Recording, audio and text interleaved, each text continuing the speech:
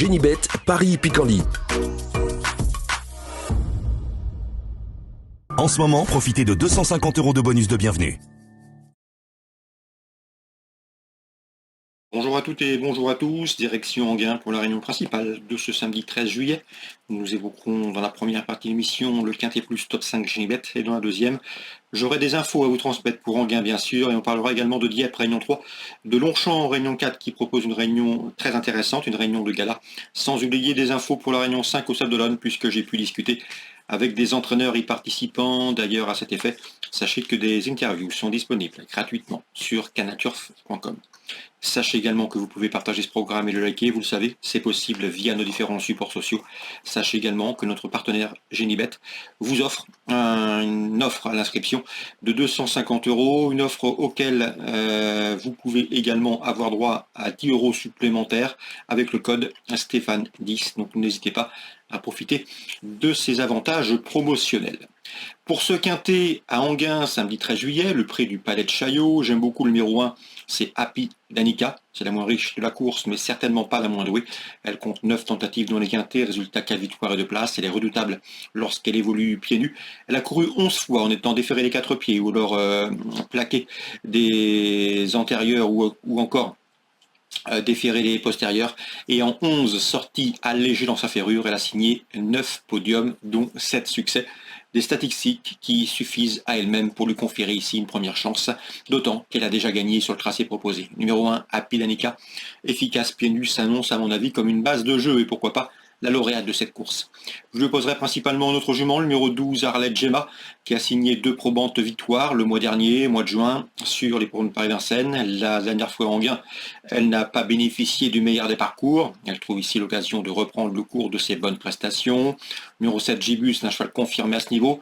7 tentatives pour lui dans les quintets, 3 victoires, 2 places. Le cheval est plaqué les antérieurs, ce n'est pas le cas lors de sa récente sortie sur l'hippodrome de Bernay. Il faut le reprendre.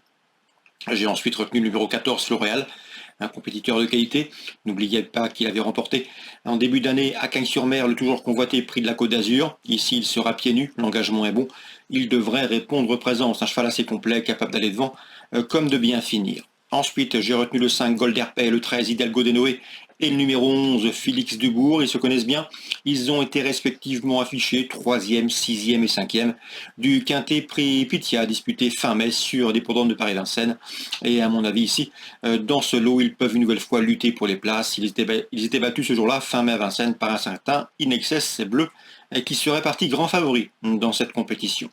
Le numéro 2, Sarah J. Byrne, effectue une rentrée, mais attention, ce cheval avait bien gagné l'été dernier à Enghien, dans un chrono d'une 12 et fraction. À mon avis, pour cette course de rentrée, il pourrait bien se mettre en évidence d'emblée, pourquoi pas venir pimenter les rapports de cette compétition et de ce quintet. Résumé chiffré pour ce quintet du samedi 13 juillet. Le 1, Happy Danica, le 12, Arlette Gemma, le 7, Gibus devant le 14, Floréal, ensuite le 5, Golderpay, le 13, Hidalgo de Noé, le numéro 11, Félix Dubourg, et le numéro 2, Sarah Gibern. En cas de partant, attention, numéro 8, Guevara Dupont, qui devrait bien finir. On se retrouve pour les coups de cœur. En ce moment, profitez de 250 € de bonus de bienvenue. Voici désormais mes informations et conseils de jeu pour ce programme du samedi 13 juillet. On commence par Enghien et dans la 5e, j'aime beaucoup le 516 Joie Totale qui vaut beaucoup mieux que ne l'indiquent ses derniers classements bruts. Ici l'engagement est bon, elle sera pieds nus à mon avis. Elle trouve une belle occasion de reprendre le cours de ses bonnes prestations. Elle a le niveau. Le 14, Journée rêvée, autre Dubois dans cette course, vaut également mieux que ses derniers résultats et devrait pouvoir le prouver sur la piste 514 et 516, préférence au 516. Dans cette épreuve, j'ai pu discuter récemment avec Christophe Lerden qui présente le 7 Jade de Pam. Sa protégée vient de bien gagner à Vincennes fin juin. Elle sera de nouveau pieds nus. Il en escompte une confirmation. C'est également, à mon avis, une cote intéressante à glisser dans vos jeux. 5e course, 16, 14 et 7. Dans la suivante, j'ai pu discuter également récemment avec Laurent David qui présente le 603 Kyoto Dijon. Vous le savez, c'est un élément qu'il estime beaucoup. Le cheval lui a donné raison en s'imposant plaisamment à Vincennes en une 12 fractions sur 2007. Il a confirmé depuis sur plus court, il a de la vitesse. Il marchait une 19 dernièrement sur 2100 en se classant 3e. Le cheval est resté au mieux, l'engagement est bon et il devrait pouvoir bien faire dans ce lot, d'autant qu'il a hérité une bonne position derrière les ailes de l'autostart, celle-ci sont 3, Kyoto, Dijon, confirmation attendue de ses bons derniers résultats. On lui adjoindra le 602 d'Ayak, un cheval qui est efficace piste plate lors de ses 2 dernières sorties à Anguin. Il a signé une victoire et une place de deuxième. Il connaît également le parcours. Le 607 Jazz de Pad est moins bien placé derrière la voiture, mais le cheval est régulier, il sera pieds nus.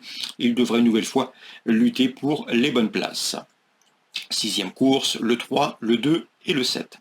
Concernant le temps fort de cette réunion en gain, le prix de Washington, nous avons de très bons chevaux au départ, vous le savez, dans ce groupe 2, avec notamment des chevaux qui peuvent se targuer d'avoir déjà gagné ce prix de Washington, avec le 702 Go On Boy, ou encore le 705 Onek, qui l'a remporté il y a 2 ans, avant de s'y classer 3e l'an dernier. Ces deux-là ont également porté haut les couleurs tricolores dans les dernières éditions de l'Elite Lop, et ici, ces 2 spécialistes des parcours réduits, ils vont se plaire sur le mile, sur les 1609 mètres départ lancés à Anguin, devraient pouvoir se mettre en évidence et s'expliquer pour le succès. 702 Go On Boy, 705 Onek, les 2 choix à mon avis à suivre dans cette édition 2024 du prix de Washington. Dans cette 7e, attention également au numéro 3, Imla Rosa. Elle a un bon numéro pour elle, elle doit courir cachée, elle aime pister, attendre et placer sa pointe de vitesse finale. Le rythme va être sélectif à mon avis et elle devrait pouvoir finir très vite. La méfiance s'impose et peut compléter le podium. 702, 705, 703. Concernant Richard Joly, il m'a parlé en bien du 805 Féline de Lavaux. Je pense que son interview sera disponible gratuitement sur Canal Turf. Sa jument est à bonne forme, l'engagement est bon. Et d'après lui, elle est capable d'être dans le coup. Et pourquoi pas de terminer sur le podium, c'est le 805 Féline de Lavaux. Concernant Dieppe en Réunion 3, nous avons pas mal de rendez-vous intéressants sur ces obstacles. Dans la 4e, je ferai confiance à 2h30, le 407 Montecatina, et le numéro 8 Icon Pat, qui font face à des engagements favorables pour le retour en piste. Elles ont parfaitement la pointure. Longchamp en Réunion 4, pas mal de temps fort. Le Grand Prix de Paris notamment, une épreuve de groupe 1, des groupes 2 également, avec le prix de Malray ou encore le prix Maurice Deniel. Mais dans la 8e, je vous recommande le 804 Magnatique.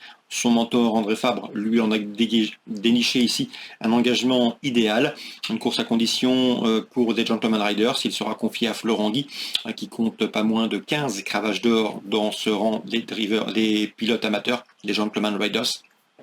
Et le 804 Magnatique décevrait en ne luttant pas pour la victoire dans ce lot. Concernant les Sables d'Olonne, c'est la Réunion 5.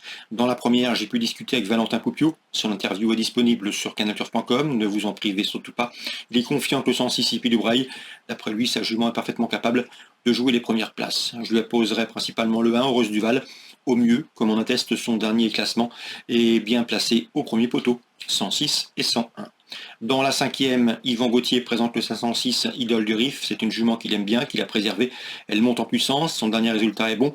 L'engagement pour elle est favorable, elle n'affronte que des juments. Et à mon avis, dans ce lot, elle devrait pouvoir se mettre en évidence, d'autant qu'elle est assez dure à l'effort et elle peut durcir la course dans un dernier kilomètre. C'est toujours un paramètre important, fortiori sur cette piste des Sables d'Olonne. Le 506 Idole du Rif, à mon avis, elle peut fournir la lauréate de ce 5e rendez-vous vendéen. Voilà pour les infos de ce samedi. Excellente journée à tous, très bon jeu. Nous, on se retrouve désormais demain pour une nouvelle émission. Génibet, Paris Hippiquanly. En ce moment, profitez de 250 € de bonus de bienvenue.